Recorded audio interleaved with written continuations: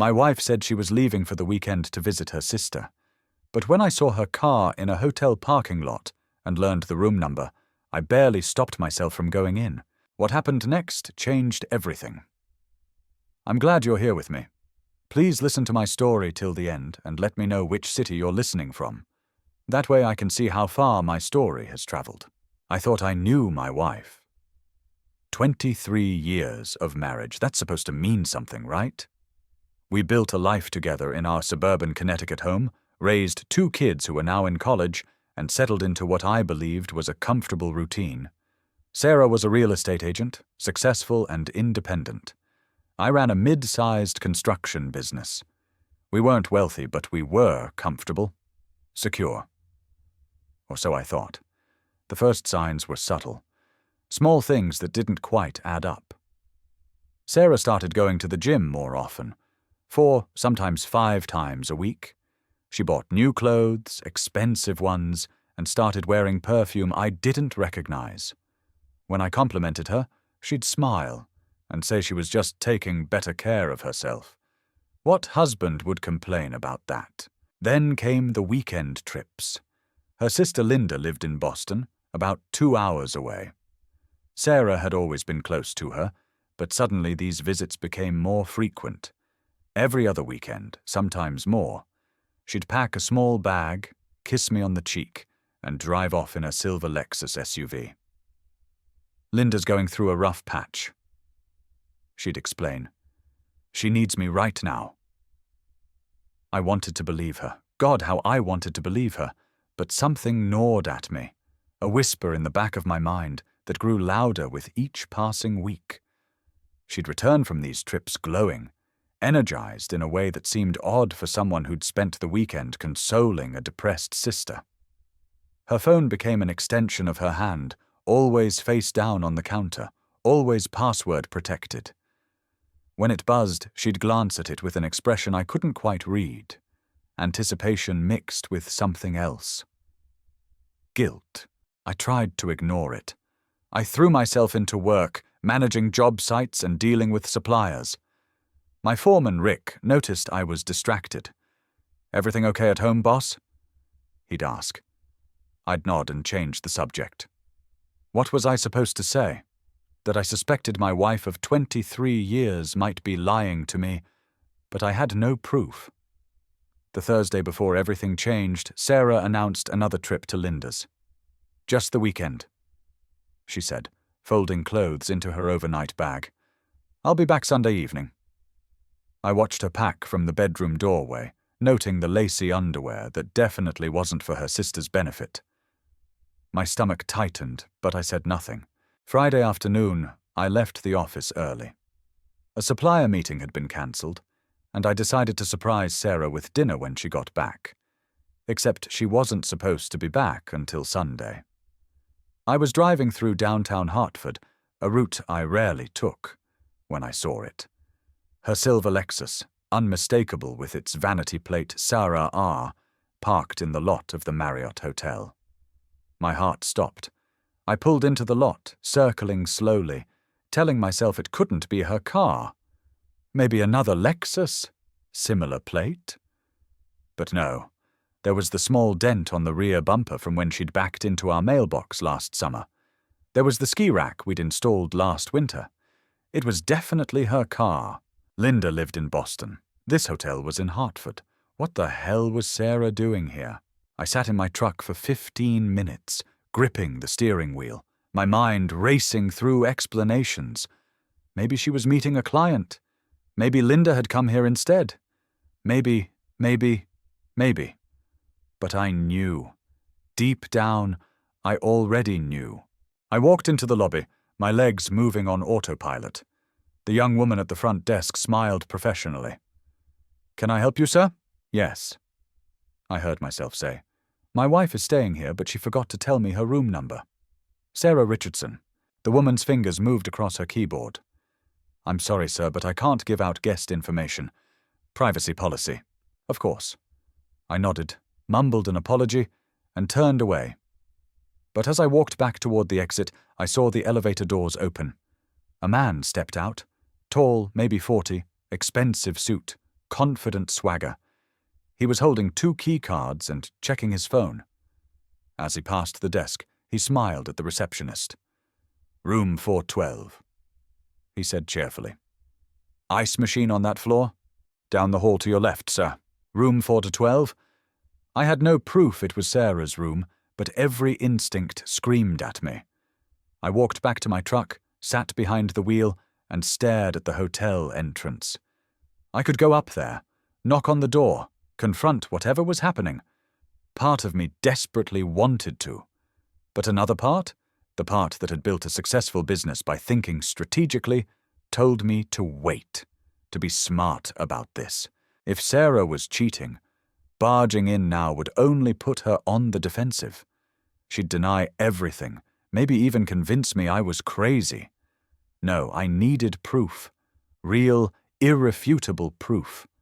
Then I could act from a position of strength, not desperation. I started my truck and drove home, my mind already spinning. The comfortable life I thought we had was a lie. 23 years, reduced to a room number in a Hartford hotel. As I pulled into our driveway, our house looked different somehow, like a movie set, beautiful on the outside but hollow within.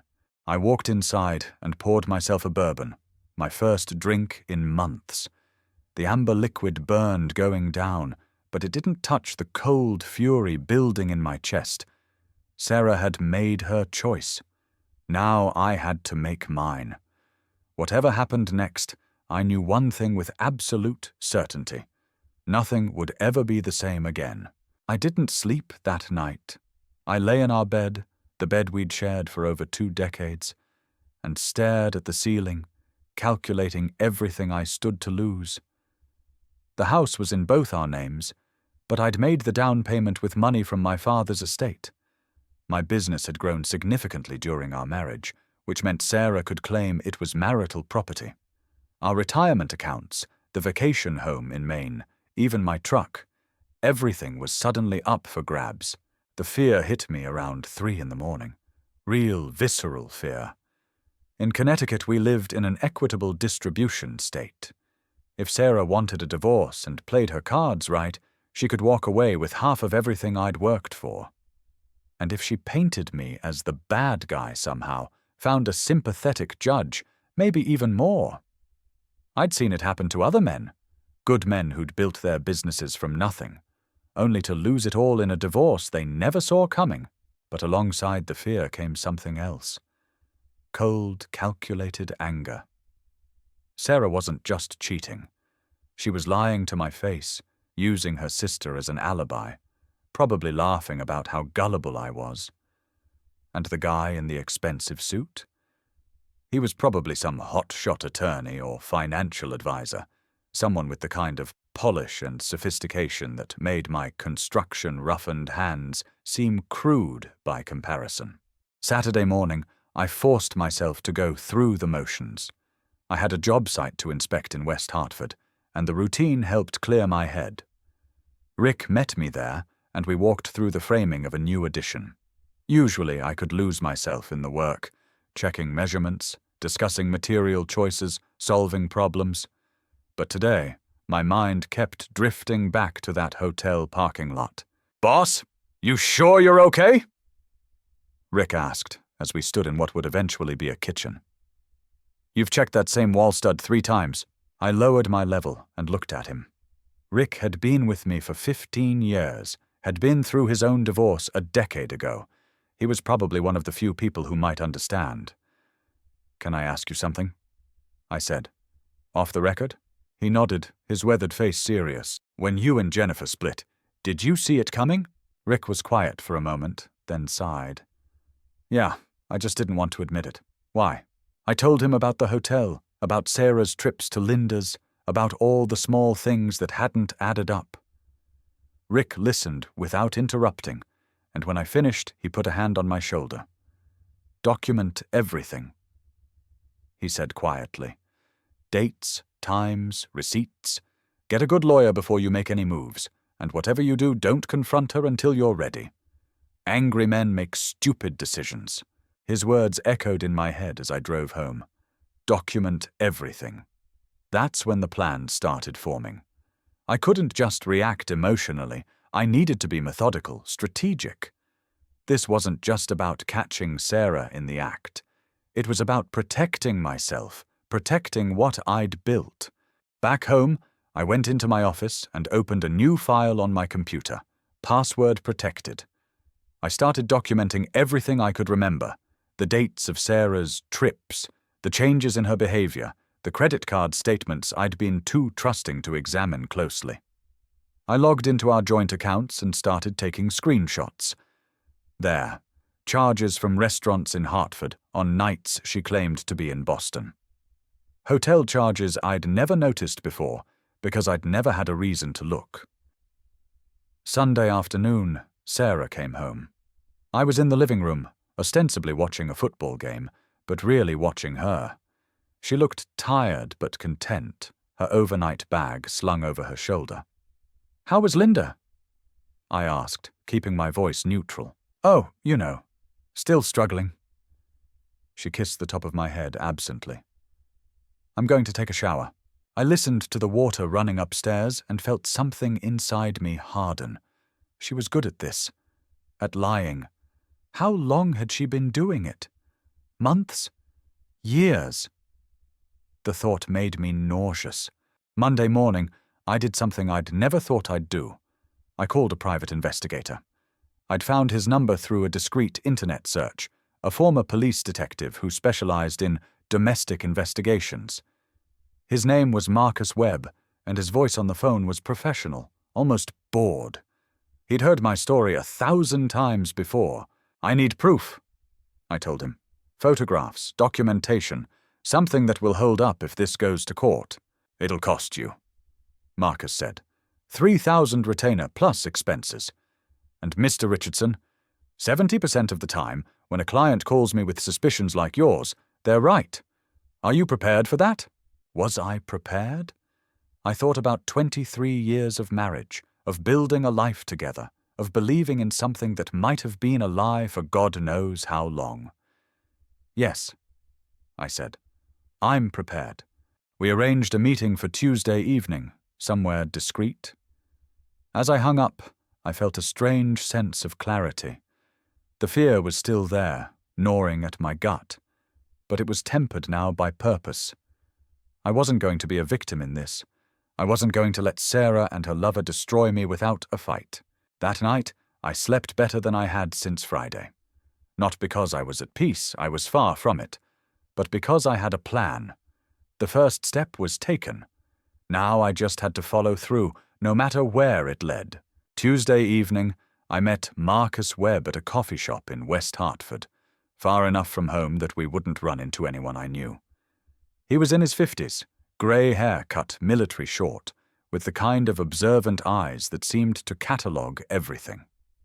We sat in a corner booth, and I slid an envelope across the table containing the retainer check and everything I'd documented so far. Marcus reviewed my notes, occasionally nodding. "This is good," he said. "Detailed. Most clients come to me with just a feeling. You've got patterns, dates, financial discrepancies." He looked up at me. "When's her next trip?" "This Friday. She told me this morning she's going to Linda's again for the weekend." "Perfect.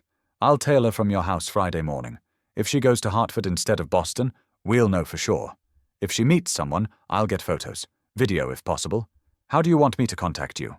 We exchanged phone numbers, and Marcus gave me a burner phone, for our communications only. He explained.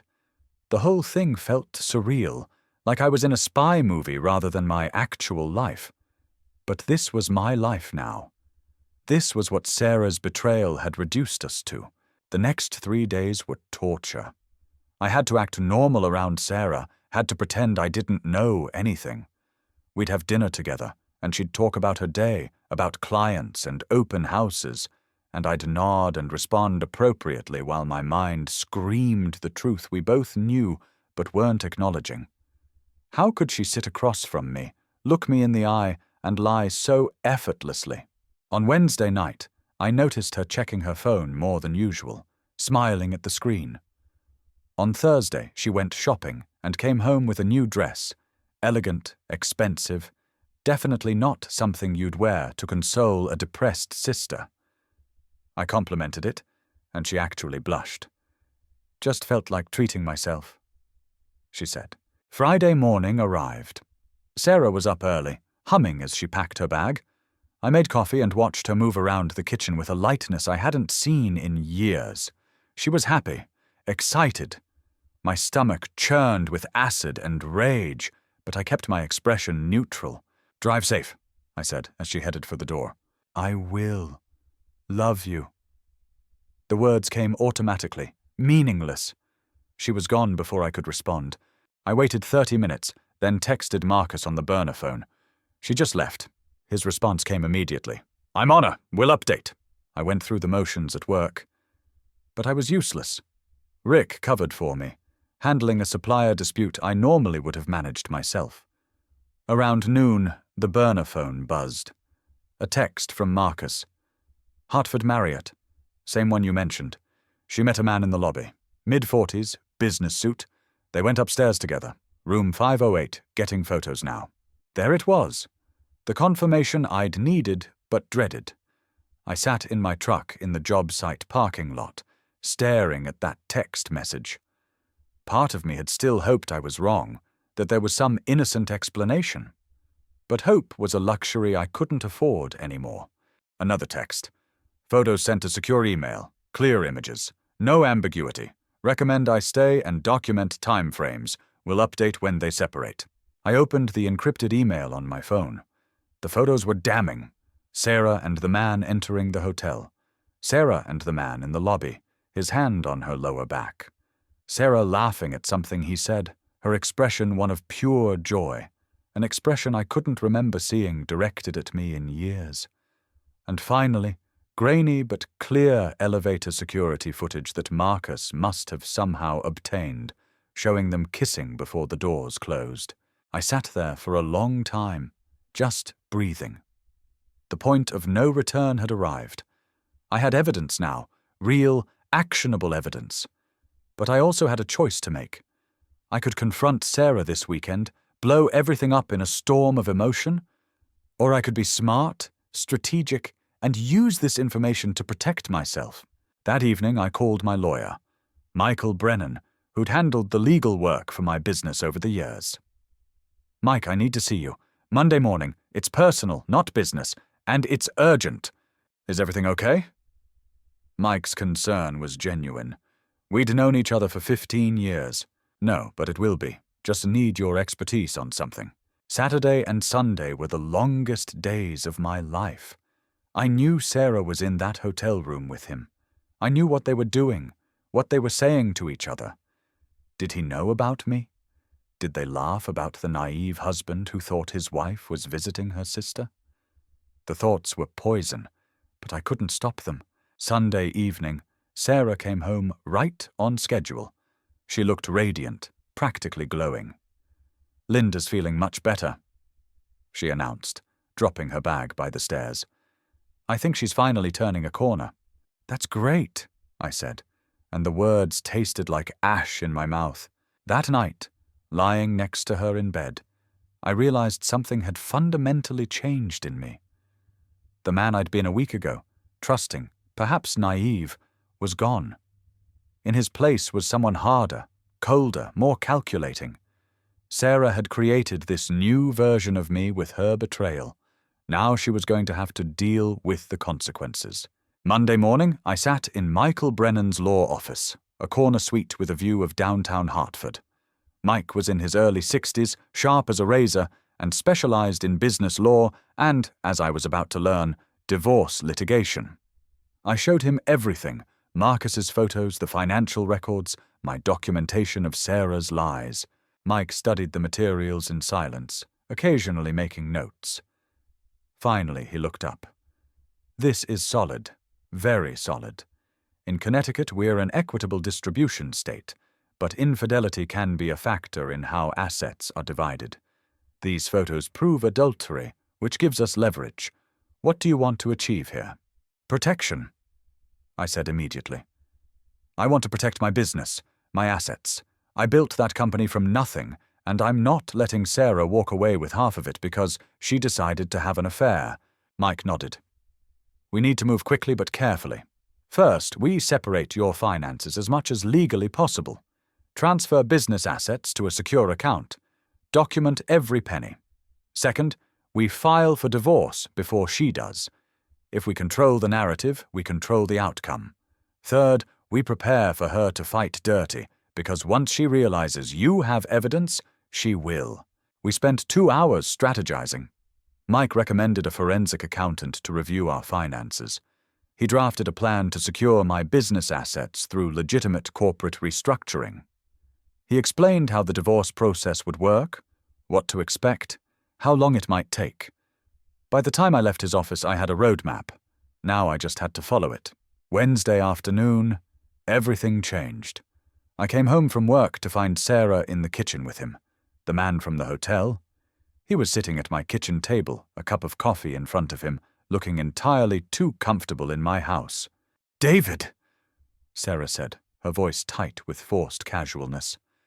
"This is Eric Matthews. Eric, my husband, David." Eric stood and extended his hand. He was taller than I'd thought, with the kind of practiced charm that probably worked wonders in his profession. "Good to meet you, David. Sarah's told me so much about you." I didn't shake his hand. I just stood there, staring at him, then at Sarah. "What's going on?" Sarah's smile faltered. "Eric is a financial advisor. I thought it would be good for us to review our retirement planning, so I invited him over to discuss." "Get out of my house!" My voice was low, controlled, but the threat was clear. Eric's expression shifted, the charm dropping away to reveal something colder. "Now, let's all be adults here, David. Sarah reached out to me for professional advice. There's no need for hostility." I said, "Get out." Sarah moved between us. "David, you're being ridiculous. Eric is just trying to help." "Help?" The word came out as a bark of laughter. "Is that what you call what you've been doing at the Hartford Marriott? Helping?" The color drained from Sarah's face. Eric went very still. The silence in the kitchen was deafening. "You're following me?" Sarah's voice rose, shock mixing with indignation. "You hired someone to spy on me." "I hired someone to find out the truth since you're incapable of telling it." Eric cleared his throat. "I think you should leave. Now. And Sarah, you need to understand something." I pulled out my phone and showed them one of Marcus's photos. "I have evidence, lots of it. Photos, documentation, financial records. So whatever game you two think you're playing ends now." Eric's jaw tightened. He looked at Sarah, and something passed between them.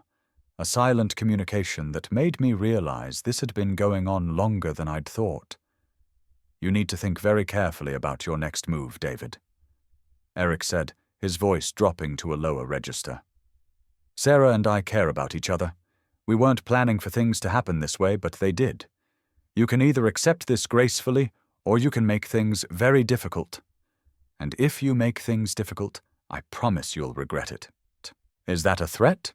"It's reality. I'm well connected in this state. I have friends in the legal community, in finance, in politics. You want to play hardball? I can make your business life very complicated. Inspections, permits, insurance reviews. There are a lot of ways a construction company can run into problems." The rage that had been simmering in me for over a week finally boiled over. I stepped forward, and Eric actually backed up. "Get out of my house, both of you." Sarah grabbed Eric's arm. "Let's go. David, we'll talk about this later when you've calmed down." "There's nothing to talk about. I've already filed for divorce." That stopped them both. Sarah's eyes widened. "You... what?"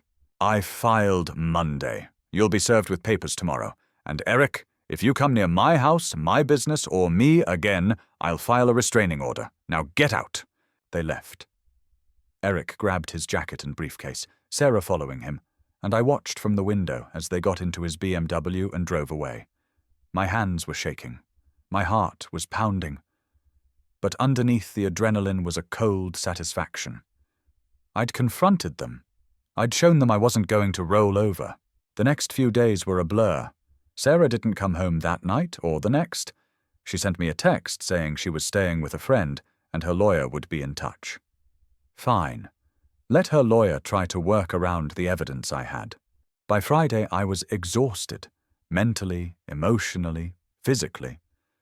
Rick insisted I take a few days off. "You look like hell, boss. Go home. Rest. We've got things covered here." I didn't argue. I needed time to process what was happening, to prepare for whatever came next. On Saturday morning, I woke up in my empty house to the sound of my phone ringing. Unknown number. I almost didn't answer, but something made me pick up. "Mr. Richardson?" A woman's voice, professional and cool. "My name is Patricia Donovan. I'm representing Sarah Richardson in your divorce proceedings. I'd like to arrange a meeting to discuss settlement options before this becomes unnecessarily contentious. I have a lawyer. Talk to him. I understand you're angry, Mr. Richardson, but I think you'll want to hear what we're proposing. My client is willing to be very reasonable about asset division if you're willing to be discreet about certain personal matters." So that was their play. By my silence, I almost laughed. "Discreet? Your client committed adultery and lied for months, maybe longer. There's nothing discreet about that. Adultery is a strong word," Patricia said smoothly. "And difficult to prove without context. My client informs me you've been emotionally distant for years, that your marriage has been dead in everything but name. She simply found companionship elsewhere. A judge might view that sympathetically, especially if it comes to light that you hired a private investigator to stalk her. It's not stalking when someone's cheating. It's called gathering evidence. Be that as it may, Mr. Richardson, litigation is expensive and ugly. Sarah is prepared to walk away from this marriage without taking the business you value so much if you agree not to use those photographs or make any public accusations.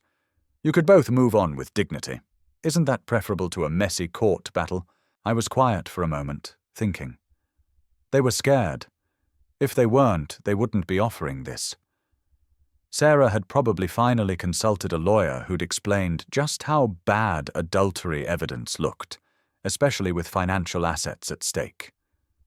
Eric probably didn't want his name dragged through a public divorce either. Bad for business, bad for his reputation. "Tell your client I'll consider it," I said finally. "But I'm not agreeing to anything without my lawyer reviewing it. Of course, we'll send a proposal to Mr. Brennan this week."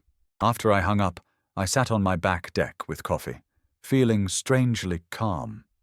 This was psychological warfare now.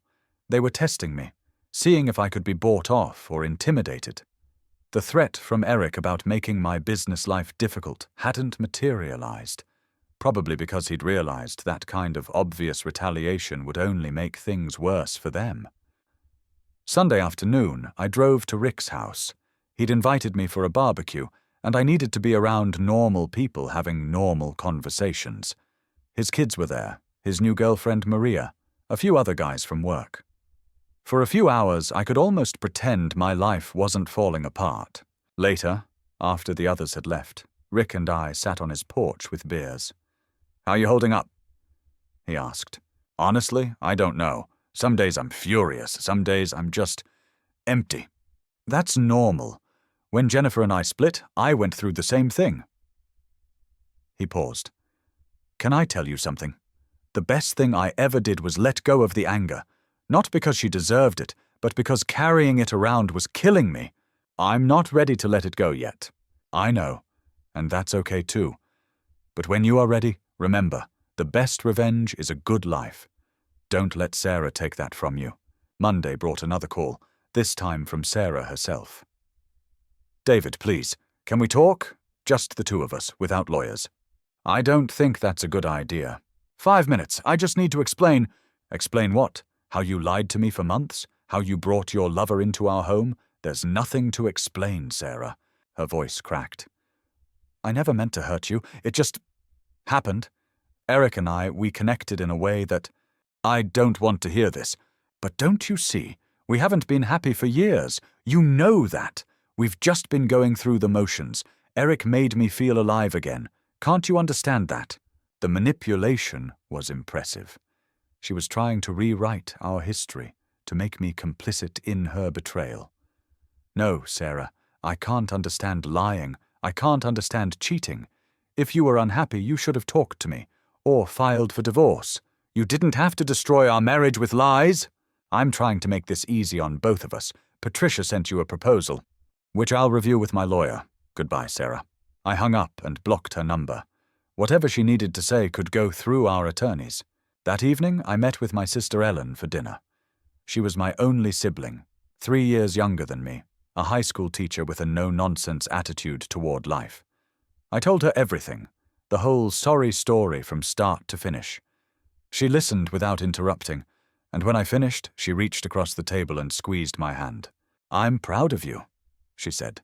"For what? Having my marriage fall apart? For handling it with dignity? For not doing anything stupid? For protecting yourself?" She paused. Sarah always seemed a little too perfect to me, like she was performing rather than being. I never said anything because you seemed happy, but I'm not surprised. That hurt more than I expected. Why didn't you tell me? Would you have believed me? Or would you have thought I was just being a jealous sister? She shook her head. Some things people need to discover for themselves. But I'm here now, and I've got your back. Whatever you need. Driving home that night, I realized something important. I wasn't alone in this. I had Rick, Ellen, Mike, even Marcus, people who were on my side, who supported me. Sarah and Eric had each other, but I had something stronger, a community of people who actually gave a damn about me. The cold calm Rick had noticed was settling deeper into my bones. This wasn't about revenge anymore. It was about justice. And I was going to see it through. 2 weeks later, they made their move. I was working late in my home office when the doorbell rang. Through the window, I saw Sarah's car in the driveway and Eric's BMW behind it. My jaw tightened. I'd told them both to stay away, but here they were. I opened the door but didn't invite them in. "What do you want?" Sarah looked smaller somehow. Her confidence diminished. Eric stood beside her, a hand possessively on her shoulder. "David, we need to talk," she said. "Really talk. Can we come in?" "No. Please, just hear us out. We want to make things right." Against my better judgment, I stepped aside. They entered, and we stood in the living room. My living room. The room where Sarah and I had decorated for 23 Christmases, where we'd celebrated birthdays and anniversaries and all the small moments that make up a life. Now it felt contaminated by their presence. "What do you want?" I repeated. Eric spoke first. "David, I want to apologize. What happened between Sarah and me? We never intended for it to go this far. But we've fallen in love, and we think everyone would be better served if we handle this maturely." Maturely. I let the word hang there. "You mean quietly?" Sarah stepped forward. "David, I know you're hurt. I understand that. But dragging this through court, making everything public, it won't help anyone. Those photos you have, they're humiliating. Not just for me, but for you too. Do you really want people knowing your wife preferred another man?" There it was. The real manipulation. They weren't here to apologize or make amends. They were here to shame me into silence. "You're trying to make me the villain in this," I said quietly. "But I'm not the one who broke my vows." Eric's expression hardened. "Let's be honest here. You're a construction worker, David. Sarah outgrew you years ago. She needs someone who can match her intellectually, professionally. Someone who can give her the life she deserves." "Eric!" Sarah put a warning hand on his arm, but he shook it off. "No, he needs to hear this. You're holding on to something that's already dead. This marriage has been over for years. Sarah just didn't have the courage to tell you until she found me. So stop playing the victim and accept reality." The mask was off now. This was who Eric really was. Arrogant, condescending, cruel. And Sarah? She was letting him talk to me this way in my own home. Whatever love might have existed between us was truly dead now. "Get out," I said. "We're trying to help you," Sarah insisted. "If you agree to Patricia's proposal, keep everything quiet, divide assets 50-50, no-fault divorce. This can all be over in a few months. You can move on. We can move on. 50-50? You want half of everything I built while you were lying to me? It's community property, Eric said smugly. Legally, she's entitled to it. But we're being generous by not asking for more.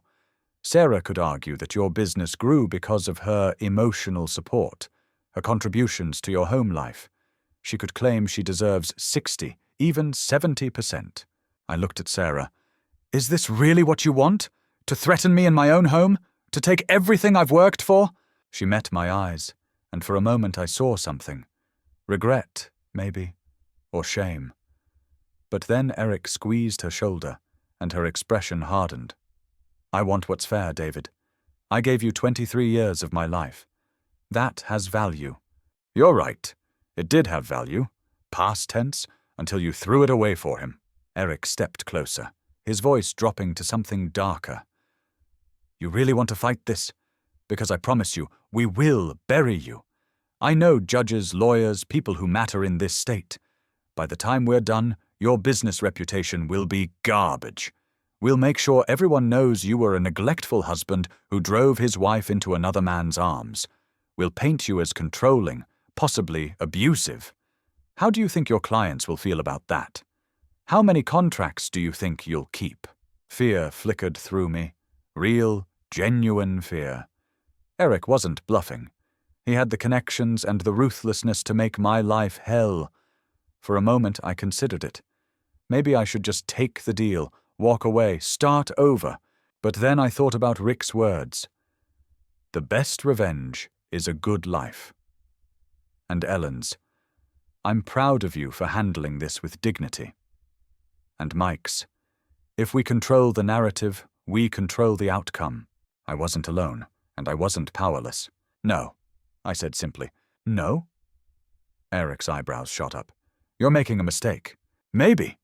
But it's my mistake to make. Now get out of my house, both of you. If you come back, I'm calling the police. Sarah's face crumpled. David, please! You made your choice, Sarah. Now live with it. And Eric, do your worst. Because those photos, they're going to my lawyer, to the judge, and to anyone else who needs to see them. You want to play dirty? Let's play. Eric's face went red with rage. For a second, I thought he might actually take a swing at me.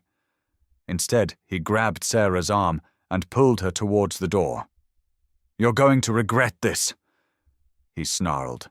I doubt it. They left, tires squealing as Eric peeled out of my driveway. I stood in the doorway, watching them go, my hands shaking slightly. That had been their final attempt to intimidate me into submission, and I'd stood my ground. But Eric's threats weren't empty. He could make things difficult. Very difficult. I locked the door and poured myself a bourbon. The fear was there, cold and persistent. But underneath it was something stronger. Determination. They'd shown me who they really were tonight. Manipulative, cruel, desperate. And desperate people made mistakes. I wasn't backing down, not now, not ever. 3 months later, we sat in a conference room at the courthouse. The mediation had failed, predictably, and now we were heading toward a full hearing. But before that happened, we had this meeting. Both parties, both lawyers, and a court-appointed mediator trying one last time to reach a settlement. I arrived with Michael Brennan, carrying 3 folders of evidence. Sarah arrived with Patricia Donovan. Eric wasn't there. He'd been smart enough to stay away from official proceedings, but his influence hung over everything. Patricia had been aggressive, filing motion after motion, trying to drag the process out and drain my resources. The mediator, Judge Harold Chen, was a retired family court judge with a reputation for cutting through bullshit. He reviewed both sides' positions and shook his head. This should be straightforward. We have documented adultery, clear evidence of deception, yet you're asking for 50% of marital assets, Mrs. Richardson? Help me understand. Patricia jumped in. Your Honor, my client contributed significantly to the marriage. She maintained the household, supported Mr. Richardson's business growth, and sacrificed her own career advancement for the family. The adultery is regrettable, but it doesn't negate 23 years of contribution. It does when she was lying for most of the last year. Mike countered. Our evidence shows Mrs. Richardson began her affair approximately 14 months ago. During that time, she spent marital funds on hotel rooms, gifts for her paramour, and extensive personal expenses. We're not just talking about infidelity, we're talking about financial misconduct. He slid a document across the table. It was the result of the forensic accounting I'd commissioned. $30,000 in unexplained charges over 14 months. Hotel rooms, expensive dinners, jewelry I'd never seen Sarah wear. She'd been funding her affair with our money. Sarah's face went pale. Patricia's jaw tightened. We weren't aware of this analysis. You would have been if your client had been honest about her spending. Mike said smoothly. But she wasn't.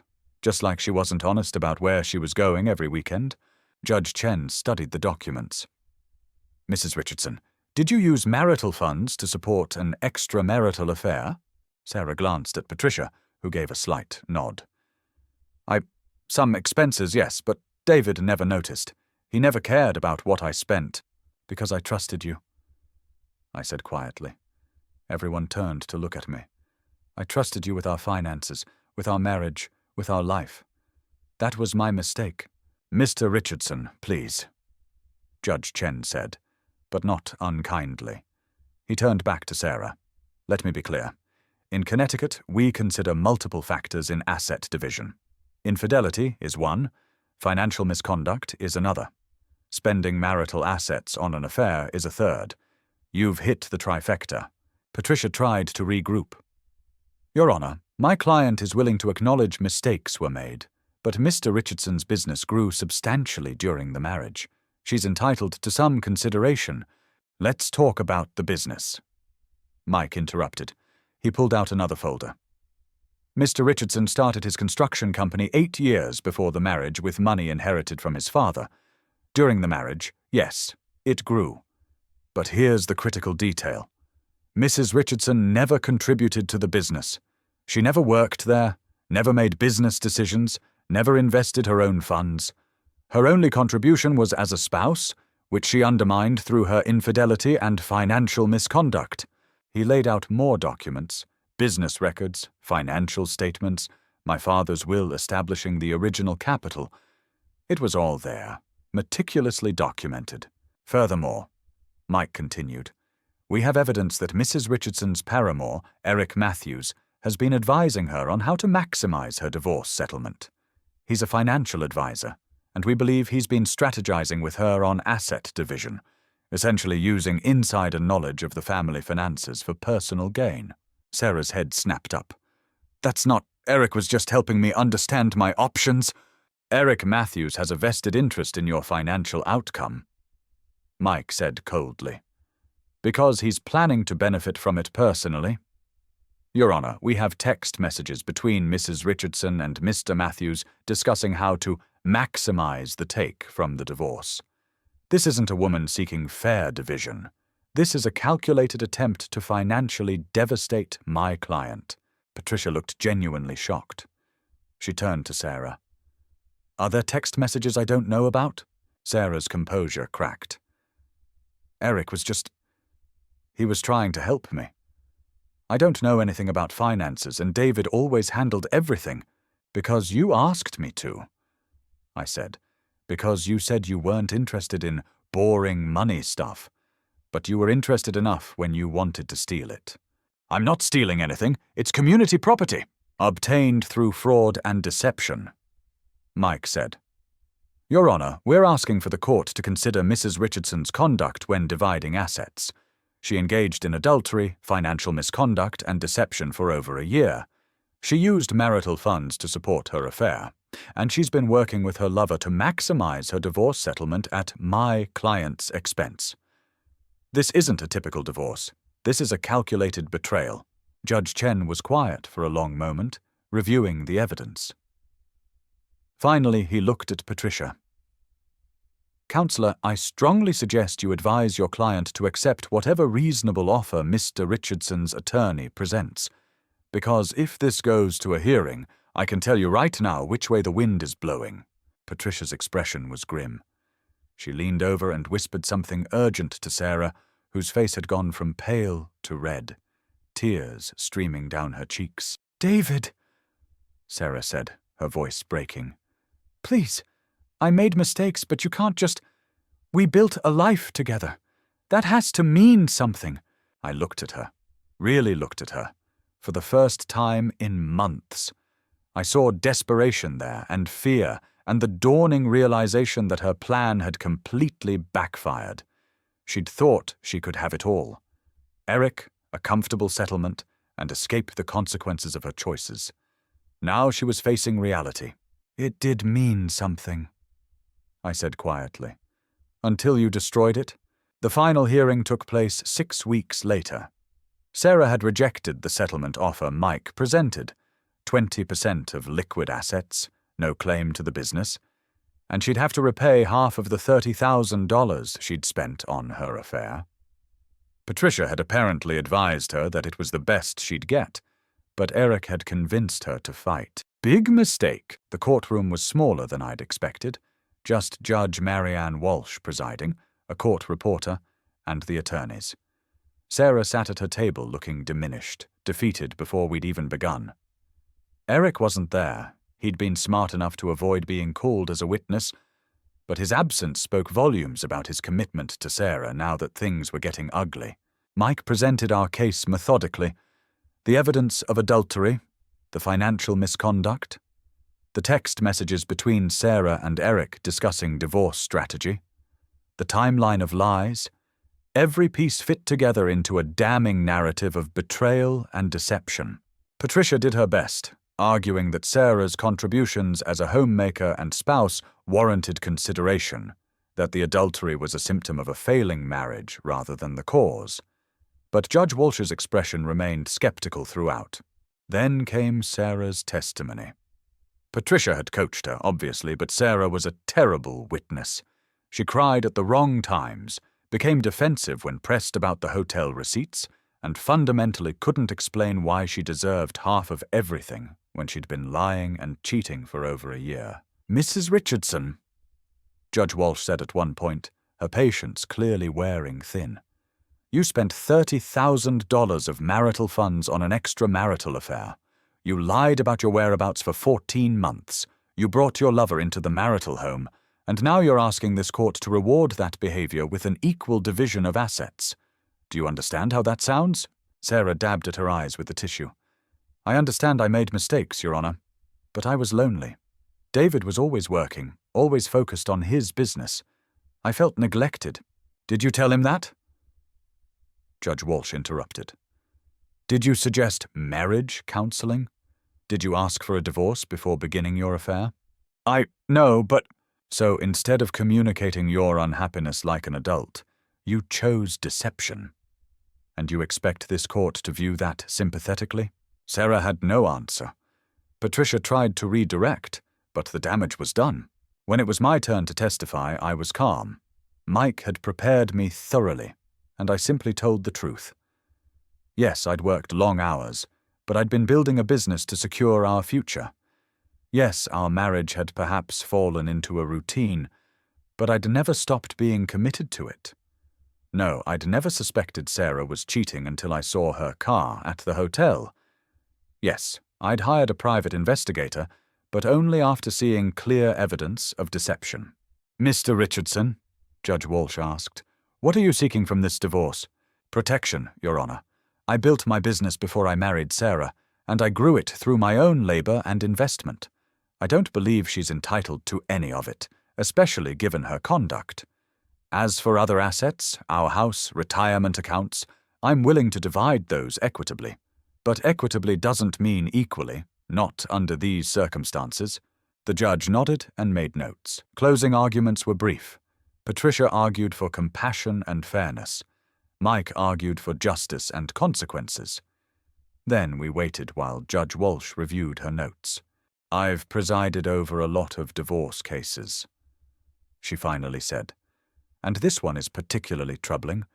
Mrs. Richardson, you violated your marital vows through an extended affair. You lied repeatedly to your husband. You spent significant marital funds supporting that affair. And based on the text messages presented, You worked with your lover to strategize how to maximize your financial gain from this divorce.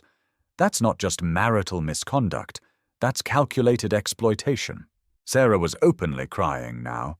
Patricia kept her expression neutral, but I could see she knew what was coming. Mr. Richardson's business is clearly separate property, established before the marriage with inherited funds. Mrs. Richardson made no direct contributions to it. Given her misconduct, I see no reason to award her any interest in it. As for other marital assets, I'm dividing them 70-30 in Mr. Richardson's favor. Mrs. Richardson will receive 30% of the equity in the marital home, 30% of joint retirement accounts, and nothing from Mr. Richardson's business accounts.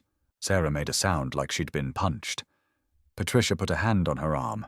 Furthermore, Judge Walsh continued, Mrs. Richardson will be responsible for repaying $15,000, half of the documented funds spent on her affair. This will be deducted from her share of marital assets.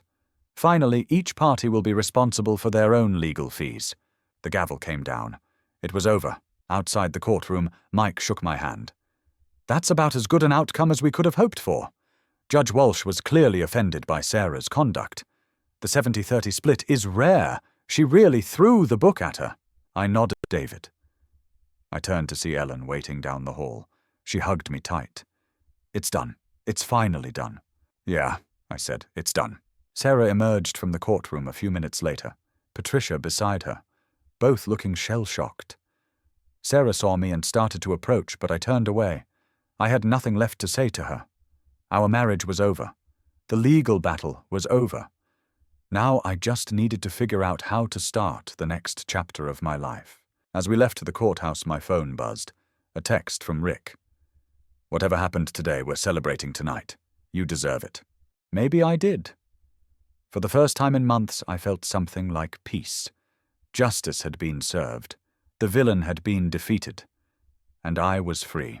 6 months. The business was thriving. Word had gotten around about the divorce.